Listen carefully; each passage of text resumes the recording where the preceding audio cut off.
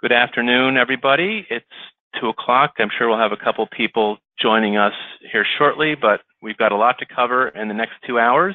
So I think we'll get started. Just so that everybody knows, we are recording this session, and we have everybody on mute at this point in time. If you do have something to say, you can type a question in the chat box. We'll be monitoring those, and there'll also be some time at the end for Q&A. But just to make sure that the line stays quiet for everybody, we have put everybody on mute, and why don't we get started? So this is Richard Fazey. I'm with Energy Futures Group, and we are supporting the Department of Public Service in updating the Vermont energy codes. So we have today's session is essentially an overview of the code update process, and I'll walk through a couple of the other sequential elements that are happening here. So let's see. So I will be presenting just a quick overview in terms of where we are. We've made some assumptions today that most people have either participated in the previous webinar or stakeholder meetings that we've had, and so we don't need to spend a lot of time on backgrounds, but we will provide some overview and update. I will be going through the residential RB's update, red line overview, the highlights from that. Evelyn Killian from CX Associates will be then going over the commercial. You can see there's going to be more time focused on the commercial. We'll start that in about an hour.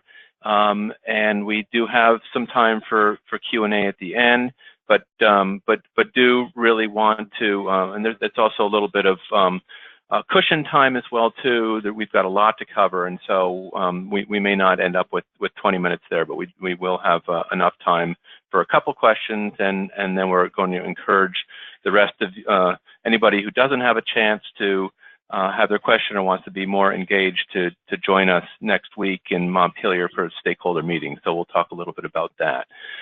So as I mentioned before, this presentation is being recorded, and it's going to be posted on the Department of Public Service Department's website at the address you see on the screen here, along with the red lines and the code materials that have been distributed by email. There's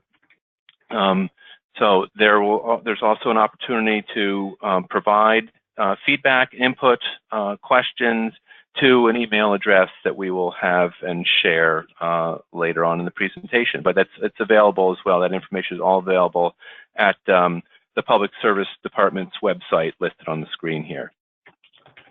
So just in terms of code update, this is an effort that is undertaken and the responsibility of the Vermont Public Service Department.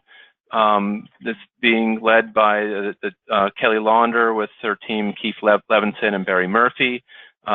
Keith leading the residential section of this, and Barry on the commercial. Energy Futures Group is, and this is Richard Fazey, is the lead contractor on this effort. We've got a team that includes Navigant Consulting and CX Associates, and then New Buildings Institute as well. So we have posted the information from the previous presentation and the stakeholder working groups at that same website that we had on the earlier slide. So for more details and some background, you can go to that website and find a lot more information on where we've come from and some of the previous conversations that got us to where we are today. We are, as I mentioned before, we do have a stakeholder in-person meeting scheduled for next Thursday, October 11th. We will be providing more information about that, but it is in room 10 in Montpelier at the State House building, the Capitol building. It was in room 11. It's been shifted to room 10, it's my understanding. And so while we had two stakeholder in-person meetings in the prior round of the code review process. Because of the low numbers we had in White River Junction, we decided we would focus our attention on one stakeholder meeting and have that in Montpelier. So unlike last time, there will be one opportunity this time for an in-person discussion. So on that day, on the 11th, there will be 3 hours in the morning, 9 to 12, that will be focused on RBs, on the residential, and 3 hours in the afternoon from 1 to 4 that will be focused on CBs on the commercial side. Comments as well are we're hoping that people will review and provide comments by the 18th of October. And so we'll be collecting those by email, and you can send them to the addresses that are on here. Those are also on the department's website as well. So in terms of schedule and process, I mentioned we've been through an initial public stakeholder discussion. We had one in Burlington and one in White River Junction in July. Followed up that with an advisory committee meeting in early August. We're right now going through the public review process, having our stakeholder meeting today. I'm sorry, the webinar today and the stakeholder meeting next week. We'll be following that up in early in late October. Actually, that's October 18th, or let's see, October 22nd. The advisory committee meeting will be meeting to review what we heard from the stakeholders and the public comments that we have received. And out of that process, we will be pulling together the materials that move the code in front of the LCAR, Legislative Committee on Administrative Rules, in November and December, supporting that effort over the next couple months at the end of the year and beginning of next year, with hopefully approval by that committee in early 2019.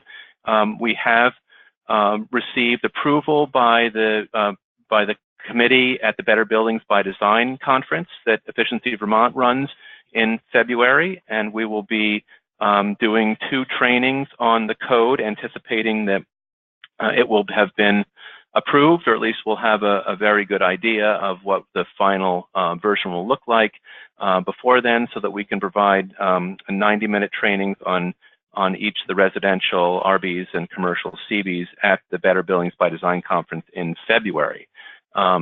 So hopefully, even though the code won't have been formally adopted based on the schedule that the rulemaking process lays out, in spring, late winter, early spring, we anticipate adoption of the code, maybe around the March time. There will be development of materials and some follow-on trainings that will occur over the course of 2019. With the code in effect, we say January 2020, we're calling this a 2019 code, so it might be December 31st in 2019. But essentially, the code will go into effect beginning of 2020. So with that overview and background, I'm going to be walking through the residential section of the code. We've had quite a bit of conversation and discussion through this process, and had a lot of great feedback and input from stakeholders in Burlington and White River Junction previously.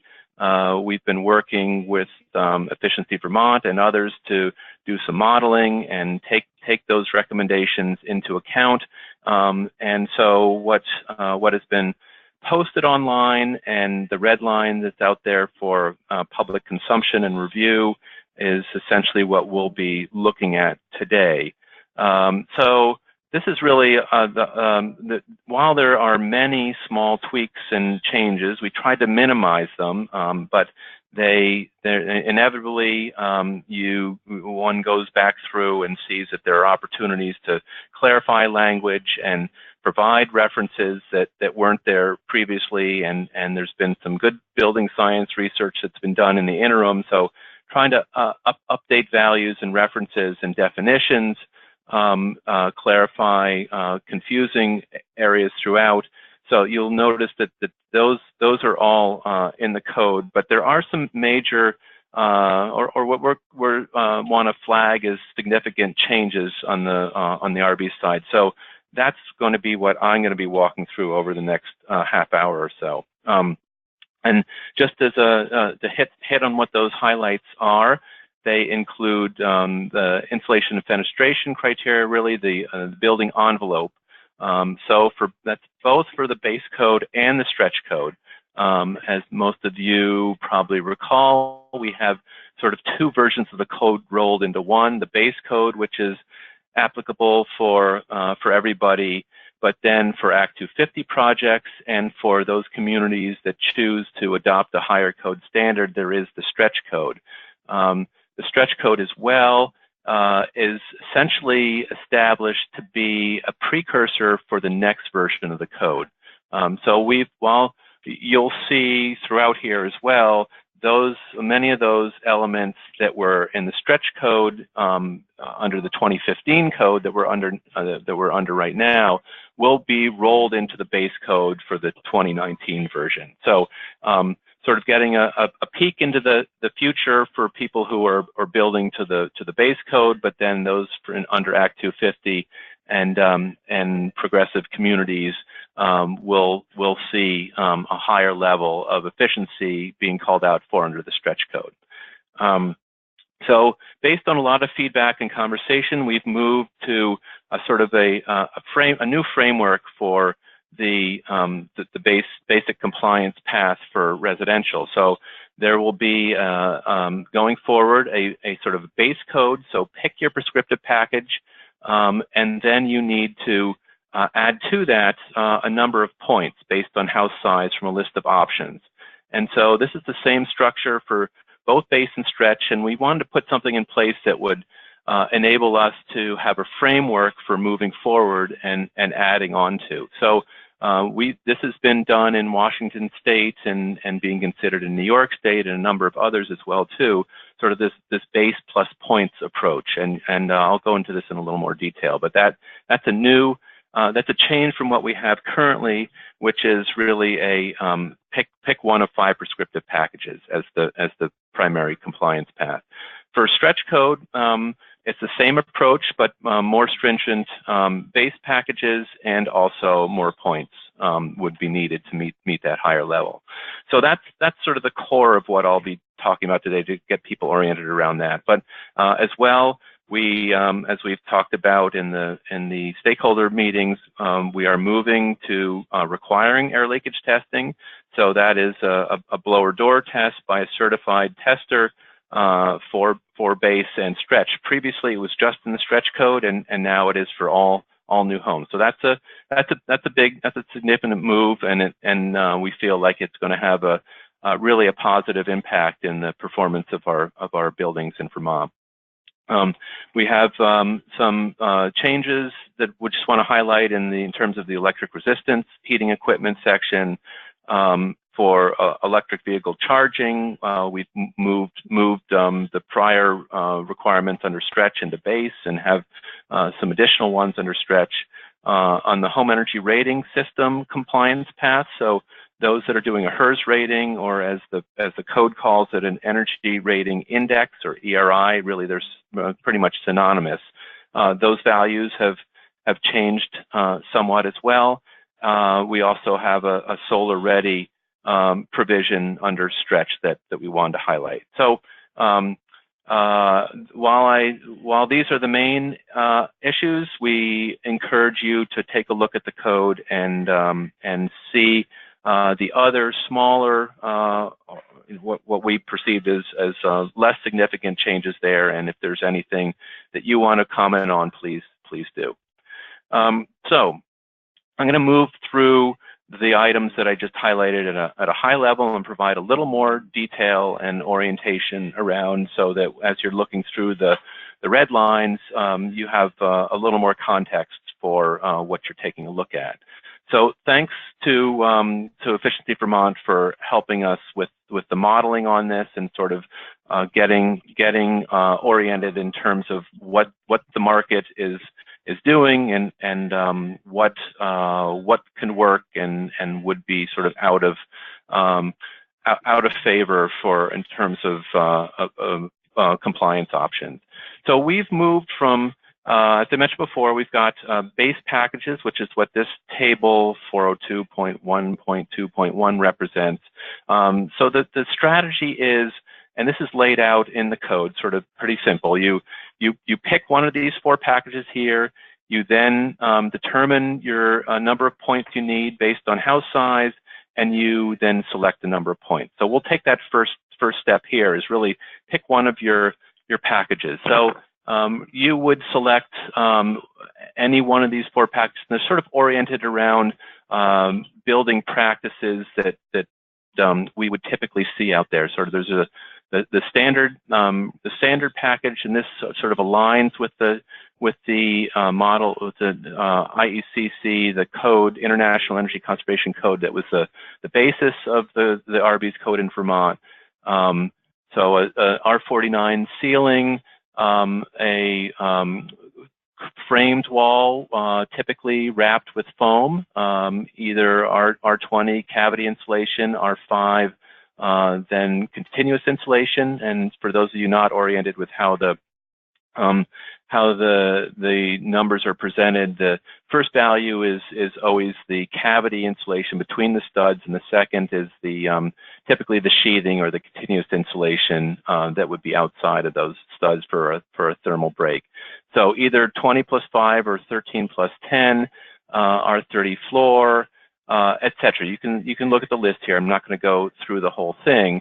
And then there are so there are the components for the envelope, ceiling, floor, ceiling walls, floor, basement, slab edge, both unheated and heated, and then windows, including skylights. So those are sort of the primary envelope components, and they then vary. So if we look at those elements and then look across each of the packages, the second one would be the structural insulated panel, or the SIPS package. So this would be for those structures that basically have a SIPS component. So the continuous insulation in the walls and the ceilings, so each of these packages ends up with the same energy performance on an annual basis. So the modeling basically looks at trade-offs between them, but they end up with an equivalency at the end. So for package 3, a thick wall, for those that are adding more insulation in the wall, there's some trade-offs there, reducing some of those other R values or U values elsewhere. And package 4 would be the sort of the holdover for the cavity only. This would probably be the one that we're going to see used most, but just you'll see in the stretch code that this would be one of the areas that the code is probably going to move away from as we move forward. So this is the package with a 2x6 wall with R20 insulation. In order to make up for that lack of continuous insulation around the walls, there are higher R values. You can see the R60 ceiling, R38 floor, etc. And so there are trade-offs between all of these. And as we move, as the code moves up the ladder, or I guess really should say down towards net zero by 2030, we'll see that these packages over the next iterations of the code every 3 years or so will become a little more stringent. But here are the 4 packages. So you would start with these, the air leakage and mechanical ventilation rates. There's a lot of code language. There are a lot of acronyms that are in here that are all defined in the code itself. So exhaust-only ventilation, for instance, under ventilation EOV or ACH 50, air changes per hour at 50 pascals is tested. So this is spelled out in more detail in the red lines that you are able to view online. One of the other things I want to point out here, besides the insulation values that are different from where we are now, is we've moved up to a 90% efficacy, high efficacy lamps, which basically you look up the definition there, it's LED lamps pretty much. Most all of the sockets being filled with either fluorescent or LED, but really pushing towards the LED product. So a lot of detail there, but pick your package. Then you determine, based on your house size, how many points you would be required to then achieve to determine compliance. So we've got 4 areas here. We've got a multifamily section for reasonably sized, less than 200 square feet, and this is of conditioned space. So if there's a conditioned basement as defined by the code, so a basement with insulation around the perimeter, which is most of what we see in Vermont, that would also be included in this building size. So you would need 4, 5, 7, or 10 points depending on the size of your building. And then based on that number of points you needed, you would then go to this third table and add up until you achieved your number of points that you would need to they're required to meet. So you'll see similar component categories as in the base code layout. So we've got envelope, air leakage, heating and cooling, and then this goes on to the next page as well. But I just want to give you a chance to take a look here. So for envelope, if you, instead of just having R10 slab around 4 feet around the perimeter, if you did around underneath the entire slab, you would get 1 point for that. If you upgraded your walls to a thicker wall for all of those packages, except for the base package 3, which already had a thick wall, you would get 2 points for that. If you went all the way up to an R40 wall, for instance, a double stud wall filled with cellulose, for instance, that would be worth 3 points. Better windows, a point. So a better double glazed window at 0.27 or a triple glazed window would typically get you down to less than 0.22, and you get a couple points for that. So trying to encourage pre-drywall testing as well. So a point for that. If you achieve particularly tight construction, 3 points there. Tighter than that, 4 points. So you could potentially get all of your points with tight construction and a smaller home. So I'll just go back. So you could see if you've got multifamily or a 2,000 square foot home would be 5 points. But you could, so there are a lot of options here for you to achieve those points based on what's available. So heating and cooling as well. We do have both an advanced basic and an advanced package. So higher efficiency for the basic, and advanced package would get one or 3 points. And then this table continues. Excuse me, on the next slide. So in addition to the envelope and mechanicals, there's also a number of options for water, including water heating, Energy Star equipment, low flow shower heads. If you've gone as far as having your water system certified as being an efficient design per a number of national certification systems for water design and efficiency, a couple points there. GFX type of drain heat recovery, on-demand controlled water heating, and then a number of solar options. There's a solar hot water that falls under solar, even though it's water above too. But there's actually, I'm seeing that I think we've had to come. I believe the solar hot water point is actually 2. That was changed in the last week. So this is a work in progress, but I'm sure based on comments, we will be looking at some adjustments on some of these. But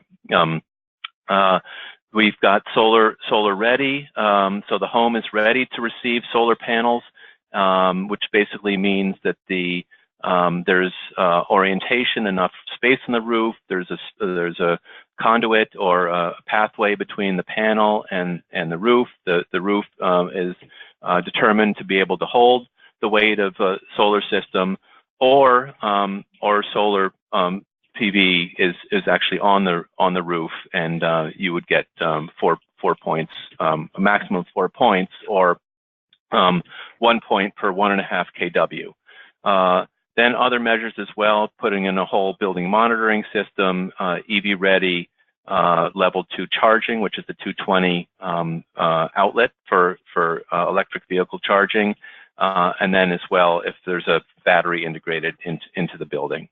So a lot of options to gain those points, and as technology advances as well, I'm sure we will see some of these changing and being added to over time with the next version of the code. But if you've got suggestions or recommendations on any of this, we are certainly open to hearing from you, and look forward to that. So similar arrangement on the stretch code, but we've combined 4 base packages down to 3. So you'll see that the levels are higher. As I mentioned previously, we have basically eliminated the cavity-only package, and so there's really just the standard, the SIPs and the thick wall as a starting point for each of these. I'm not going to go through all the details, but they are similar to what we saw previously. But pick as a starting point one of the packages. The points that you'd need to achieve, because stretch code is going to need to be another 10 to 20% more efficient than the base code if we're going to move our buildings to net zero by 2030, which is the goal we're moving towards. So two more points required for each of these, and then essentially the table is the same table of points as used for base points as we looked at before. So pick your package, determine the number of points you need, and walk through the points table. So just in terms of providing a little bit of a big picture impact based on some of the modeling, just wanted to lay out what we're looking at and what the resulting impact is of each approach.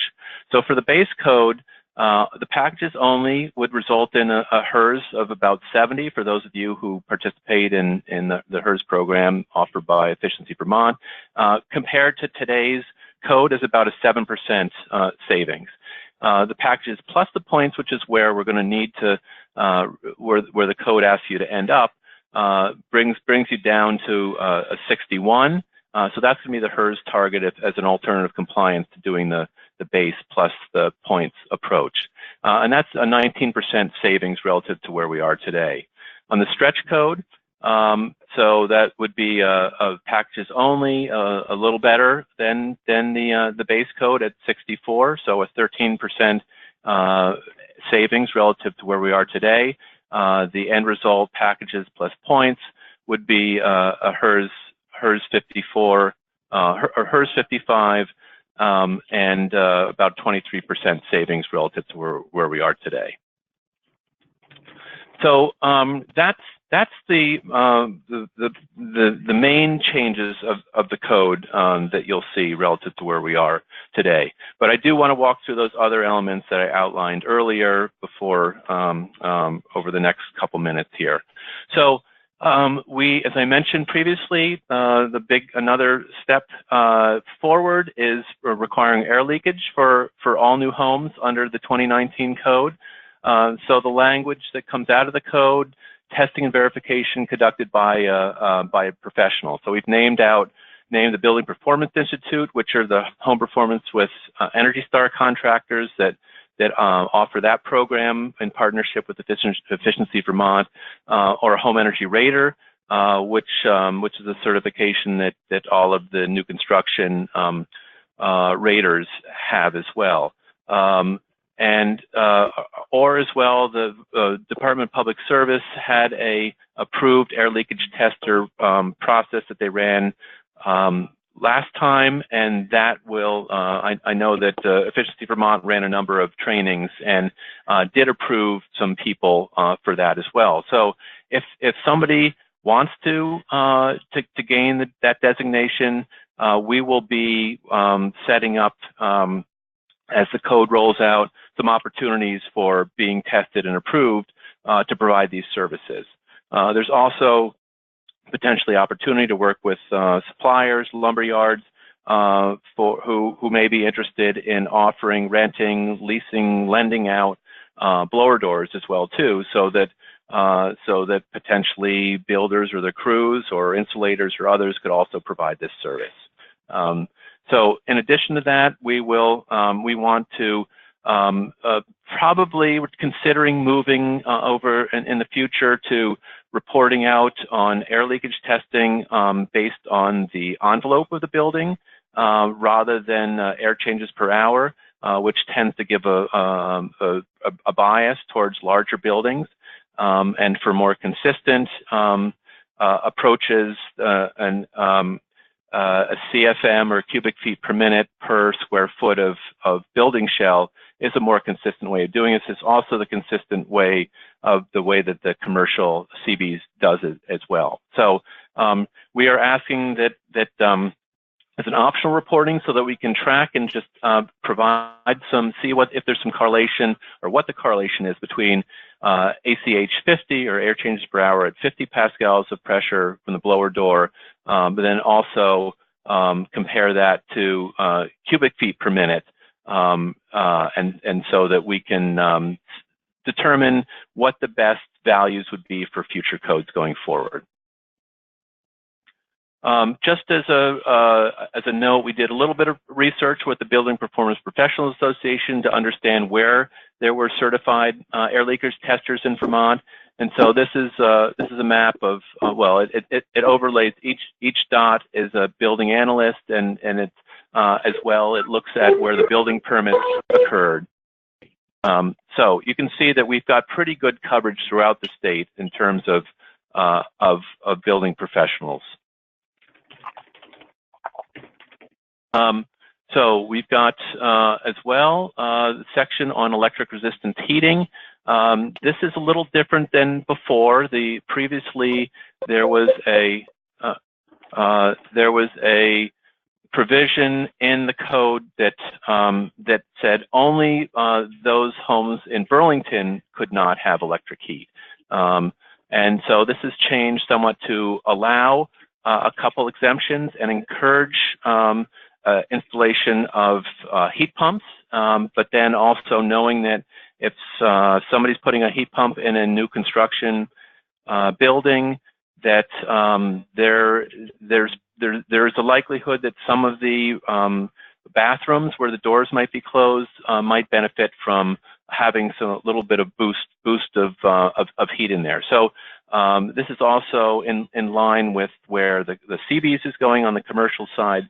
So and at the same time, want to make sure that we're not driving peak electric issues as electric heat comes on in the winter time. So this is sort of a balance between wanting to allow provisions for builders and architects to move towards heat pumps and have some assurance that all rooms, or at least the bathrooms, can be maintained warmly throughout the winter, but then also not drive the system electric peak too much. So no electric resistance heat except in bathrooms and multifamily stairwells, or when at least most of the heat is provided by heat pump, and supplemental heat can be controlled from coming on above 5 degrees outdoors, to make sure that the heat pumps really are running most of the time, since they're the more efficient heating source.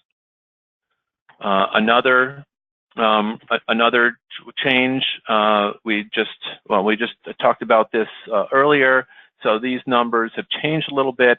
The HERS standards have changed somewhat in the last 3 years, and so with the modeling that we've done, base code of 61, stretch code of 54 are the standards if you comply that way. If somebody wants to comply with a HERS rating, then you don't need to go through the base and the points approach that I talked about previously, but just demonstrate through a HERS rating of 61 or 54. As well, just to clarify, this is the same provision as in the 2015 code, but we just, there was some confusion, and hopefully this makes it a little clearer. But up to 5 of these HERS points or ERI points, they really are synonymous, can be earned with renewables. So, so that is similar provision to what's in there right now. Just a couple provisions left before I pass things over to Aveline on the CB side.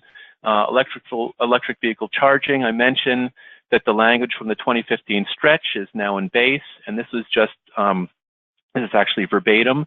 So it really applies just for multifamily developments of 10 or more units, and 4% of those parking spaces need to have a socket capable of providing EV charging within proximity of the space.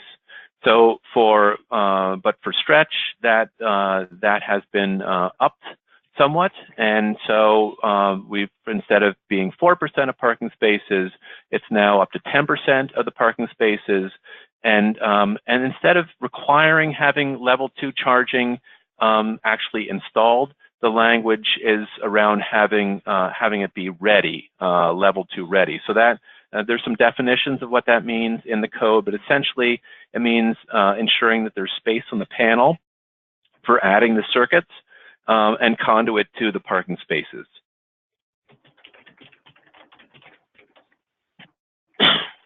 And finally, solar ready for stretch. So I mentioned this previously. There's certainly some more detail in the code, but the construction documents need to show where that solar ready zone is, and that can include, it can be either a roof or ground mount, and there's some minimum areas that would need to be defined as part of those construction documents. So ensuring that if you're not putting solar on the roof of a new home now, you're thinking about it and planning for it, and there is space. There are some provisions for sites that are completely shaded and whatnot, but for the most part, the requirement for stretch is that this be considered as part of the planning process and be part of that design. So roof load needs to ensure that it's not ground mounted, but the solar zone is going to be the roof. That need to make sure that it's structurally going to be able to support the solar. There's an interconnection pathway, which essentially is conduit space and electric service reserve space for those future panels. So just to wrap up the residential, online, and we'll share at the end the link to where the versions are if you haven't received the email. And if you aren't on the mailing list, please do let us know. So to ensure, send an email to that to the Department of Public Service website, and to make sure that you get on the mailing list, because we're using that as a way to distribute all this information to everybody. So just want to make a note that the stretch code was revised on October 1st to replace the original section. And so we are looking for comments and corrections by the 9th, the end of next week. Is that Tuesday the 9th, or to inform, enable to allow us to inform the stakeholder agenda on the 11th, but ultimately the final comments are due on the 18th.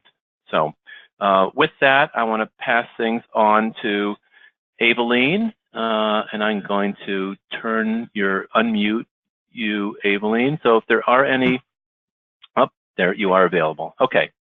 Yep. So Aveline Killian from CX, turn things over to you. Okay, Richard, are you going to keep the slide presentation? I'm sorry. I'm gonna make you the presenter. So okay. So let me do that right now.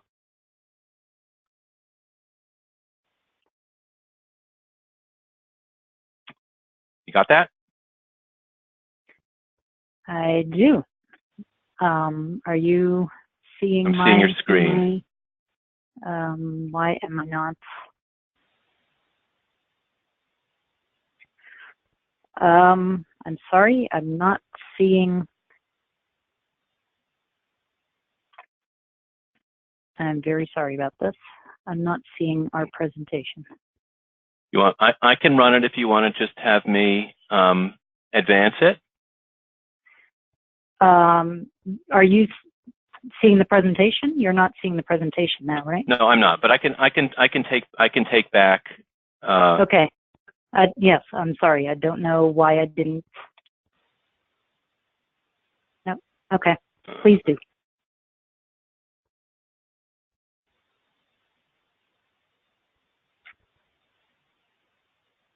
Okay. You see that? Yes, I do. Thank you. Okay. If you can advance. Yes, thank you. So sorry for that hiccup, but I'm Eveline Killian. I work for CX Associates, and both myself and Keith Downs from Navigant are the ones that have worked on the commercial code along with the department. We did give the presentation in July with the measures that we were looking at that time, and I am assuming that most of you were part of those meetings, so I'm not going to go into every single detail of the changes that we had already discussed in July. What I'm going to do in this hour is focus on the things that have changed since July. But of course, feel free to ask questions if you need some background information. I have included the slides from the July presentation on the measures so that you only have to look at this presentation for most of the details and just for a comprehensive view of the whole process.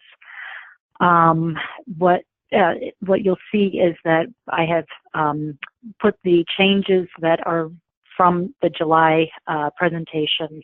I have put those in red. So anything that's in red in this presentation will be what is different. We'll talk about the envelope, mechanical, and then lighting, the additional efficient packages, and then the Appendix G, the ASHRAE 90.1 Appendix G Performance Code Index compliance method.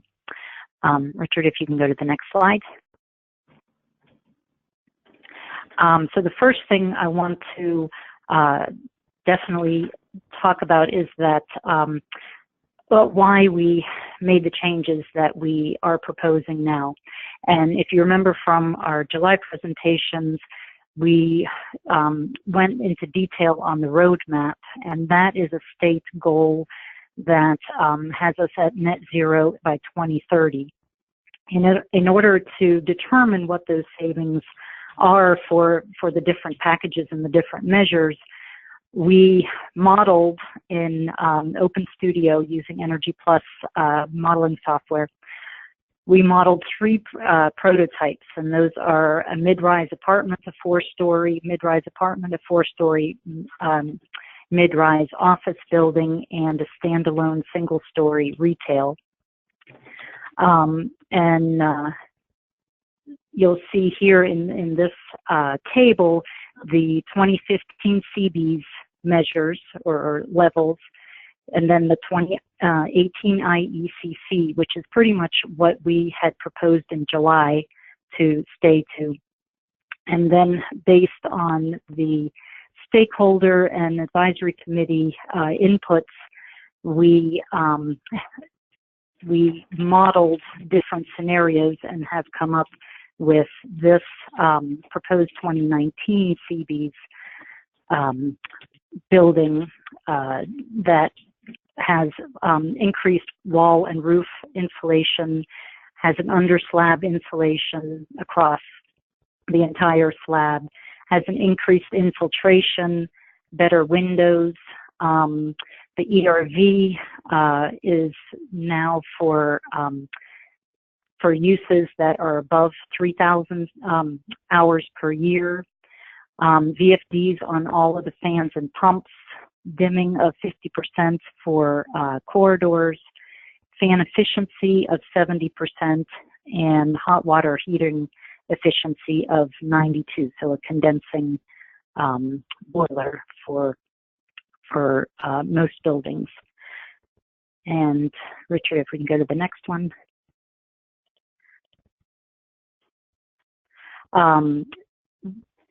The reason that we have changed from the July presentation is shown in this this table, where our goal for each and every code update until 2030 to get to that net zero is about 18% to 21% for the different building types. And the models that we had, or the measures that we had for those prototype buildings that we had in July, really didn't get us close to that.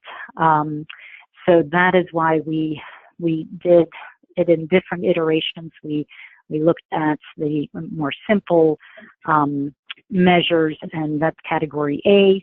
And then we said, well, we're still not there. So then we went to category B, which is more even more lighting. And that still didn't get us there. So then we went to the fan efficiency and the condensing boiler, and ultimately ended up with even a little tighter building, so that we are getting approximately the percent savings that we need in order to meet our goals. Thank you. So now we'll go into each of the different end uses. Again, the things that are in red now are the ones that have changed since July. We already had the increased fenestration. We didn't change that. The air barrier information we didn't change, and there was a slight change to the air barrier commissioning where we removed the noise barrier testing, but that is pretty small. So the things we're going to talk about now are the R values and U values of the shell, the air leakage compliance testing, and the air leakage testing for dwelling units. So as you see here in red, based on stakeholder input, and of course it's in much more detail in the code itself, we have increased the roof insulation. That it was an R30 in the 2015 CBs. We had proposed an R35, and now we've gone to an R40 for the roof above deck, and metal building, an R25 plus R11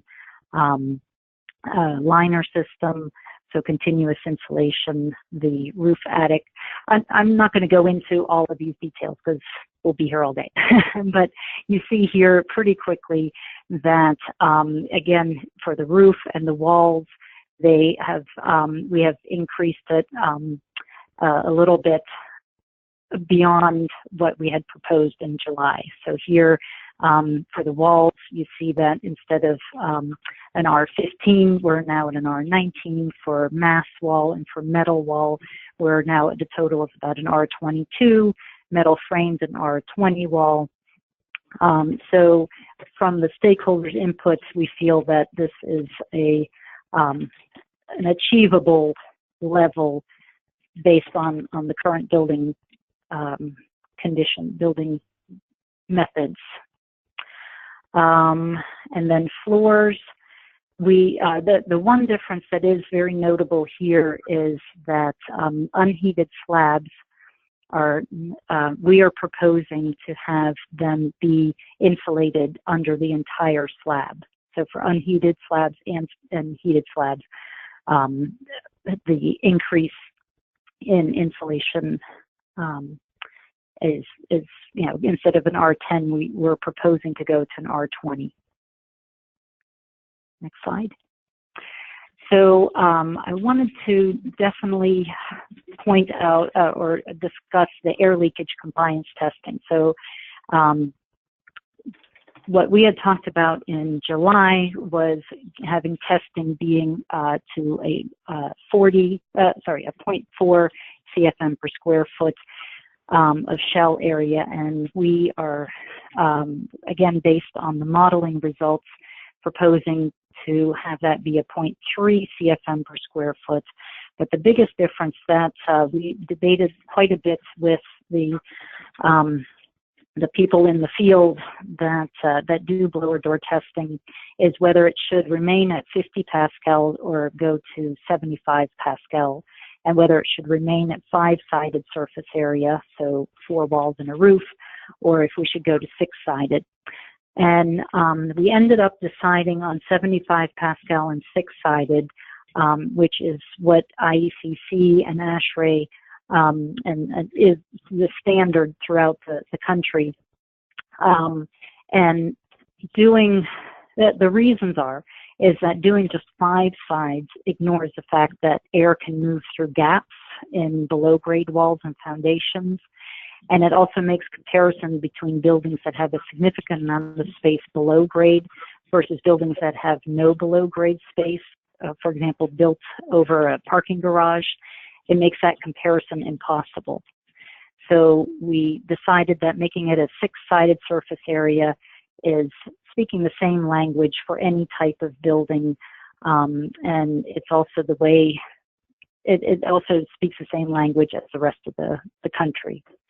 And the main reason for going to 75 Pascals is to compensate for the additional stack and wind pressures in taller buildings. The higher we test at, the higher pressure we test at, it lessens the wind effects while testing. And so, 50 Pascal is very typical and traditional for houses and for low buildings. But anytime you get above 3 stories, the wind impact is significantly more. And that's why the rest of the country has been doing it at 75 Pascals. And considering that this is commercial buildings, that are supposedly 3 stories, typically 3 stories or higher, we felt like 75 Pascal made more sense. If, however, you fail to achieve the 0.3 at 75 Pascals, there is a way to still comply, and that is as long as it stays under 0.4 CFM per square foot at 75, and you can use a smoke tracer or infrared imaging to show compliance. So then, as far as testing in dwelling units, we realized that it's a little bit more stringent, or just air testing is a little more work than in previous codes, and so we have we still have the blower door testing, but we are reducing the amount of dwellings that need to be tested just to lower the burden of the blower door testing. So tested units shall be selected randomly, but instead of having 20% of the dwelling units in each building, we're proposing 10% of the dwelling units and at least 1 corner unit and at least 1 unit on each floor level. Yeah, so for the stretch is, as you know, it's a separate document that goes through, that is used for projects that have an Act 250 permit. And we have already proposed that we redefine the residential buildings to buildings with 20 or more dwellings or sleeping units, that they be classified as commercial buildings. And we also have put forward the increasing the building envelope requirement by 15% and higher energy efficiency fireplaces. But now we're also proposing enhanced air infiltration to 0.25, so from 0.3 down to 2.25 CFM per square foot. All right, so that is envelope, and now on to the building mechanical systems. Last time we talked about the supplemental electric resistance heat, and again, just as with the commercial code, we are looking to the trend of buildings using heat pumps much more, and so we have added a definition for Vermont of cold climate heat pumps, and those are heat pumps that can operate below 5 degrees. That can operate at capacity to 5 degrees below zero.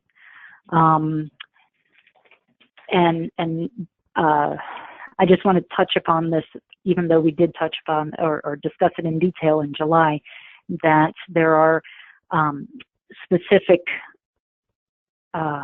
requirements for this electric resistance heat in these heat pumps, so that we can be more assured that we're not going to have that we're not going to have the electric resistance be the first mode that the heat pump works in, because that is the danger, that over time the heat pump is doing less of the work and the electric resistance does more of the work.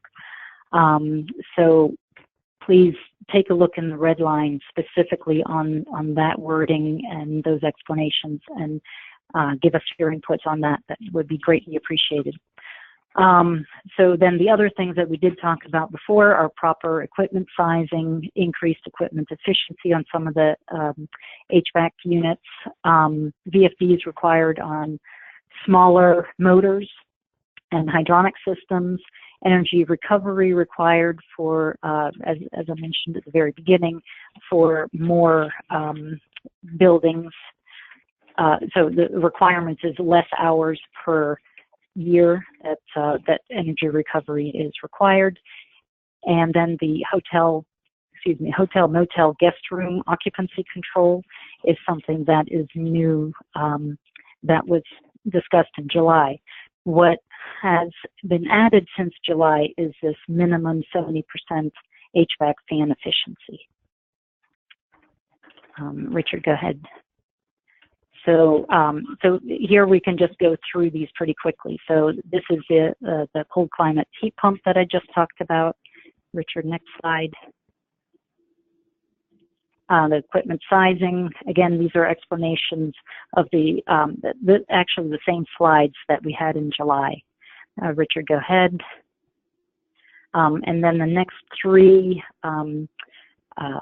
slides are the tables with the mechanical efficiencies. So Richard, you can go through those pretty quickly. They're just here for reference. Go ahead and go one more. Okay, so this is where the fan efficiency is. And again, in red is what was added this time, or what was changed this time. It's 70% efficiency is the minimum, even for the small fan motors.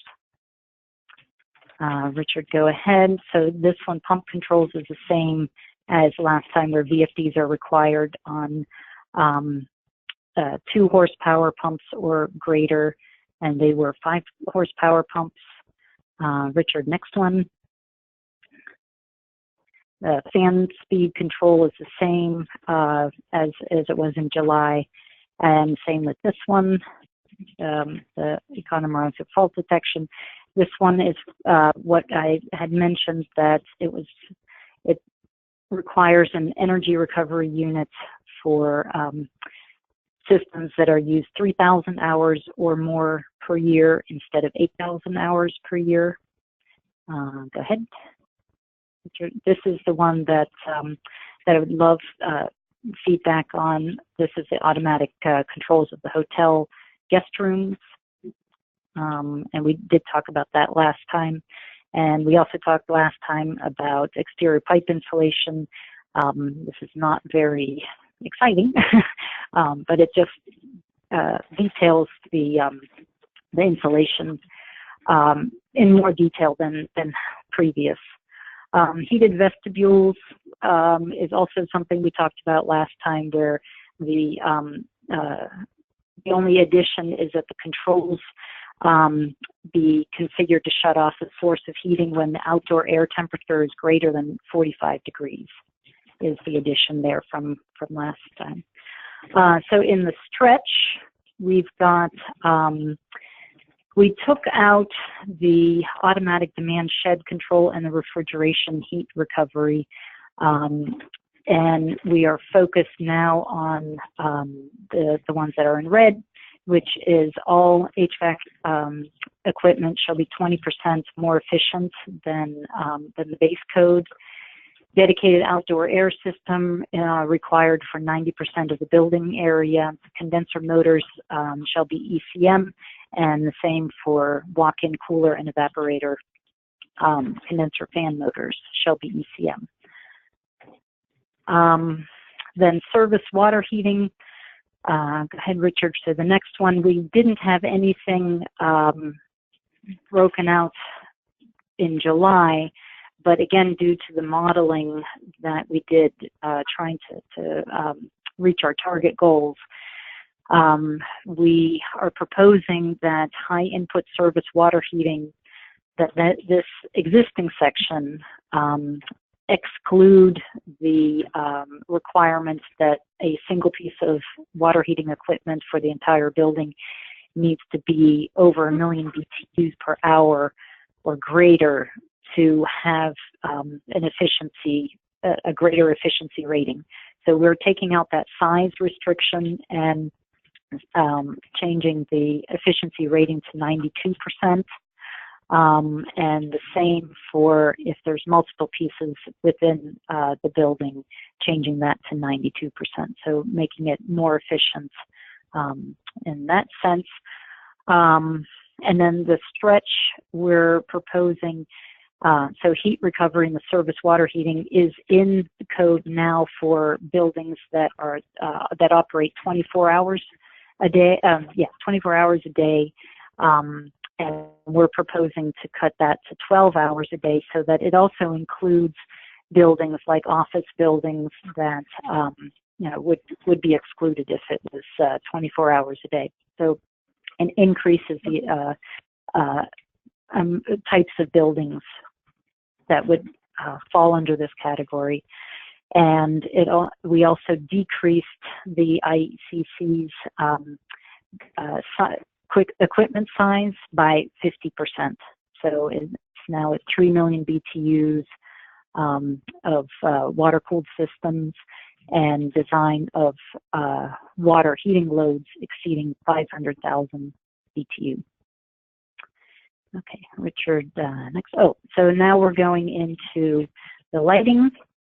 And as I mentioned back in July, the mechanicals don't have that much, there's not that much focus from IECC or from our proposal in making significant changes in mechanical. But if you noticed, we did make relatively significant changes in the envelope, and you're going to see here that we're proposing to make some significant changes to the lighting requirements. So the first one, oh, actually, Richard, if you could go back to, sorry. So the summary of the major changes for the electrical and the lighting. We, in July, had talked about open office area occupancy sensors and requirements for daylight control functions. We are proposing here to add egress lighting controls, further reducing the LPD, and then introducing renewable energy systems and electrical vehicle charging stations that were in the stretch code, and putting them into the base code. Okay, Richard, now we can. So with the egress, the main thing that we're changing, that we're proposing to change here, is that 50% of the egress lighting shall now be controlled off of occupancy sensors, and that, of course, there will be lighting, always emergency lighting will always remain, so it's never going to shut everything off, but that it will automatically shut off 50% of the lights for egress during unoccupied times longer than 15 minutes. So see what you think of that. And then the LPD, as I said, the LPDs were changed due to the modeling, and now they are about 15 to 25, depends on the area type, 15 to 25% better than 2015 CBs. So I think we can go through a couple of slides quickly. You should just take a look at these and see, if there's any areas that stand out that that you think might have a problem. But in general, we feel that with LED lighting, the LPDs are not a hardship to reach, and the market is pretty much doing a lot of that already. So Richard, if you go, I think one more. Nope, another. So all of these are just a little bit better than these last building types or area types. We did not change from what we proposed in July, and therefore you'll see that they're not in red. I think there's one more page. So yeah, that's. I don't think I need to go into more detail on that. So then we'll go into renewable energy systems. So we had proposed a 6% minimum system system must meet a minimum of 6% of the projected energy use of the building for mechanical and water heating and lighting. And we're proposing that goes up to 10% this time. Basically to get to move in that direction. But again, we would love to have your input on that. It's and it's specifically for buildings that have a footprint greater than 20,000 square feet. So that's that change at 10%. And then the vehicle charging stations, we have tried to kind of coordinate with the RVs on this. And the original numbers in July were from the 2015 CB stretch code. So there's some of the change. Yeah, the changes here are include the stretch code from last time and coordinating with RVs. Okay, and then so then the stretch guidelines that we're proposing here are, as we discussed before, the parking garage lighting controls, where some are on occupancy sensors and some are on daylight sensors. The dwelling units lighting requirements, we proposed those in July, and now we're proposing to reduce them from 20-foot candles to 10-foot candles. And we are proposing also to reduce interior LPD further from the 2019 CBs. And for the change here that we've made here is that we're also including the exterior lighting, LPD. What we took away from the stretch code is a requirement for fractional horsepower motors to be on VFDs, and we have put that in the base code, as I mentioned, because of our goals for this, for the savings for this iteration. And we also took out the control of electrical receptacles, mainly because in the stakeholder, in all of the feedback between stakeholder meetings and advisory committee meetings and inputs from various other people, there was considerable questions and pushback on that at the moment. So I think we'll probably be seeing that in the next code, but we have taken it out at this point. And then the solar rooftop readiness was something that we discussed before also. Okay, and then the additional efficiency package options. Thank you. So in the base code, as we discussed before, we must achieve 6 points, and I'll show a table of the points in just a moment in another slide. But the base code must achieve 6 points, and for stretch, it would be 9 points. And you can choose from the following options, and that is more efficient HVAC performance over base, further reducing lighting power density, further enhancing the lighting controls, using more on-site renewable energy, the dedicated outdoor air system, DOAS design, high efficiency service water heating, and the next page. The heat pump water heating, enhanced envelope performance, reduced air infiltration, efficient kitchen appliances, and the controlled receptacles.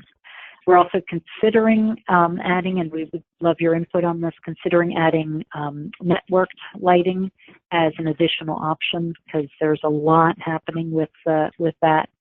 And maybe that is only in the stretch code, and we'll look at it for the base code for next year, next iteration. But there's definitely a lot happening in the world with that aspect. So this page shows what the points are, and then in the red line you'll see a description of each one of those measures. But you know, for example, you could to get the 6 points, you could do the lighting power density reduction. Powers 1 and power 2, I think they're each 10% reduction, and you'd get your 6 points. Or you could do the DOAS and HVAC performance improvement, and you'd get the 6 points. And then for stretch, you'd have to get another 3 points, and you could do something like a tighter and air infiltration would get you another 3 points. So you can mix and match things to get those extra points. The other thing that is considerably different is the system commissioning section. You can go to the next slide, Richard. So we did talk about it last in July, that the requirements are described in a lot more detail of what's expected with commissioning. It is typical for commissioning. So if your buildings were commissioned by an independent third party in the past, it's nothing that wasn't done.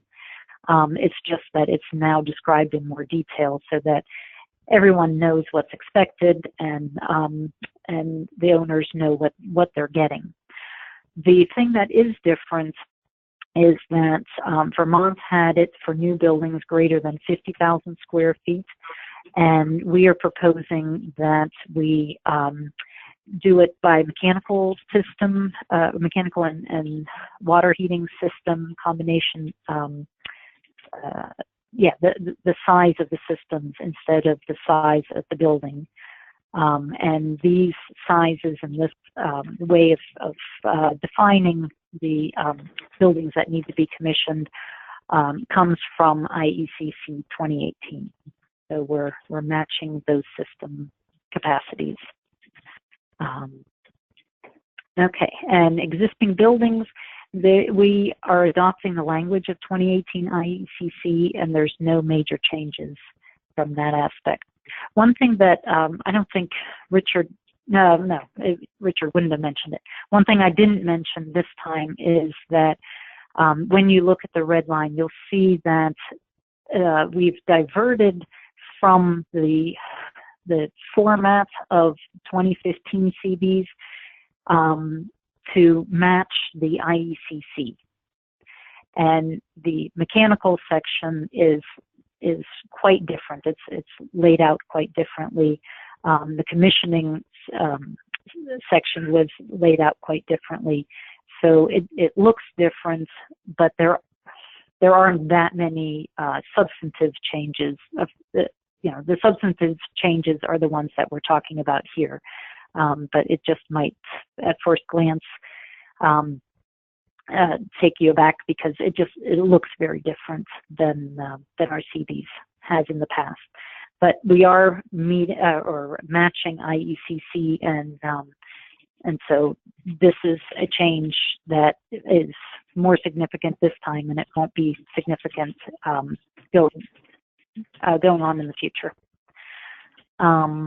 So we can, So now we're going to quickly talk about Appendix G from ASHRAE 90.1, the Performance Cost Index. And we did show this last time that the Performance Cost Index is something that is calculated using the building performance factors. And if you go down one more slide, Richard, what we had, so we calculated the proposed building performance factors, again, based on modeling, and we also calculated stretch based on modeling. And they are, the basis for these all come from 90.1, but we have increased them percentage-wise based on the modeling that we did for both the base code and the stretch code on our prototype buildings. And so I did fly through this pretty quickly. So I'm open to any questions, but in closing, I just want to reiterate what Richard said in the beginning of this presentation also, was that we have done this work to put a proposal out there for people in the industry to give us your feedback on, and so we were really looking for you people that are designers and contractors and builders to give us your input on these proposed measures. So it would really help the whole process if you could send your comments into the PSD to these two websites, either for residential or commercial, prior to our October 11th stakeholder meetings. So we're hoping that we can get your comments by October 9th, so that we can really focus in on your comments during our stakeholder meetings. We're hoping that we'll take the red line and then add everybody's comments and really focus on what are the common comments that people are having, and where should we focus our discussion so that we can have our 3-hour discussion, really talk about what your thoughts are, what your input is. So we're asking if you could get that to the department by October 11th, by October 9th. And then we have a stakeholder meeting in Montpelier, as Richard said, from 9 to 12 for the residential and from 1 to 4 for the commercial. And we look forward to getting your comments at any time. And then the next steps will be that we're going to put that all together in a new red line, have another meeting with the advisory group, and then begin the actual process of finalizing it. So Richard, I don't know if you want to make some closing remarks, or Sure. if you want to start on questions. Yeah, so I'm happy. Thank you, Aveline. Yeah, so we thought we would be pushing up against the end of 2 hours, but I guess we both flew through it, and so we've got plenty of time. And I'm assuming people would like to save their comments to either submit them via email, as Aveline and I both suggested, and the email address is here, or show up in person and have a conversation about it in Montpelier on the 11th. Because I'm not seeing in the chat anybody having submitted any comments or questions at this point in time. So either people are holding back and waiting to barrage us over the next couple weeks, or show up in person with comments, or they're feeling like we've done we've covered it all and we've done a great job. Actually, one just came in. So we do have a couple minutes here. I'm sure everybody wouldn't mind getting done early, but we are committed to addressing any of the questions that anybody has. So we've got one question here regarding ResCheck option. Does Vermont intend to ask DOE for an above 2018 version of ResCheck because the regular version might be weaker than what Vermont is proposing? Excellent point. While DOE and their supporting national lab, the PNNL, Pacific Northwest National Lab, that does all of the ResCheck and ComCheck work for DOE, while they are reticent about putting out ResCheck modeling software for codes that are less than the current code, they tend to look favorably upon those states that actually exceed the current code. So we have been in touch, the department has been in touch with PNNL and to make sure that they know where we're going, what our time frame is, that we'll be looking for those tools. Last time there were some issues with them providing them on a timely basis. In order to try to head that off and not have that happen this time around, we have already reached out, and they've told us, for as much as we can, as much as they can promise in advance, that we're on the list, and they will support us so that by the time this rolls out in early 2020, we will have all the tools in place and ready to go. So while I don't think any of us can make promises for DOE, they do know where we are, where we stand, where we're going with this, and they have indicated that they are there to help us put those tools in place. So good question. Thanks for that. Unless anybody has anything else, I think I just want to reiterate what we said a couple times. If we can have any comments, feedback before October 9th, that would really help us prepare for the 11th and know what issues we want to focus on in person during those days, and so that we can spend everybody's time productively. And at that point, our anticipation is that we would really sort of walk through the code, and if I'm sure there are other areas that I know that we haven't talked about here, for instance, definitions and some of the other tweaks and changes. So that would be a time to talk about anything as well. But send those to us. Send anything to us in advance too, so we know what is of interest.